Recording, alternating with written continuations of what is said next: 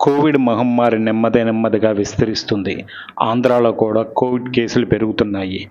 కేరళలో కేసులు ఎక్కువగా ఉన్న సంగతి తెలిసిందే. అయితే అన్నమయ్య జిల్లా మదనపల్లికి చెందిన ఓ యువకుడు ఇటీవల కేరళ పని మీద వెళ్ళాడు. కేరళ వెళ్ళొచ్చాడు. తర్వాత జ్వరం వచ్చిందనమాట. ఏందని హాస్పిటల్కి వెళ్తే అతనికి కోవిడ్ అని నిర్ధారణ అయింది.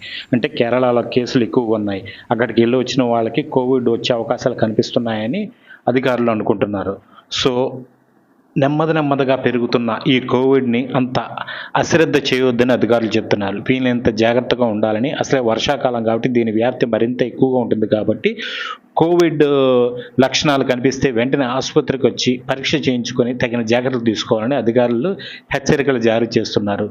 ఎంత భయపడాల్సిన ప్రమాదకర స్థాయి లేకపోయినప్పటికీ మాత్రం కోవిడ్ పట్ల మాత్రం అజాగ్రత్త పనికిరాదని అధికారులు పదే హెచ్చరిస్తున్నారన్నమాట.